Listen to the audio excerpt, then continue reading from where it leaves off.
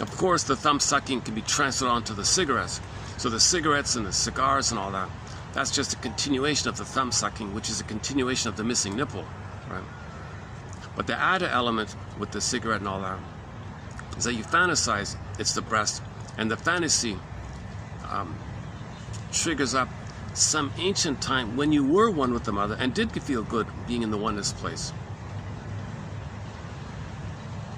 So the cigarette functions as an ATM, an addictive trigger mechanism. It's an imaginary breast. You know it's not a breast. You know it's not a nipple. You know that.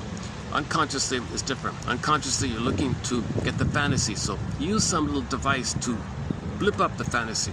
So the cigarette, the person doesn't care about the cigarette. They want the fantasy, because if they get the fantasy of oneness, then from the fantasy in the brain, they get the chemistry. What they ultimately want, is the chemistry that's released by the fantasy. How do you get the fantasy? You got to find something that's symbolic of the nipple or breast. So the wine and the cigarette and all that.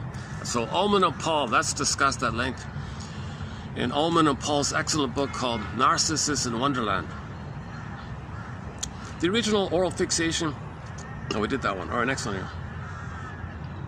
The real cause of his oral fixation is his inability to overcome the disappointment to his infantile megalomania.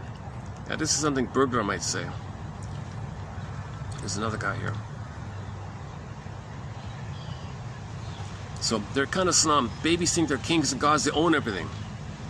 So when the baby's nursing, he owns the breast. Infantile megalomania is a king and a god. So that they go side by side. His infantile megalomania, his narcissism, it's simultaneous with the oral fixation idea.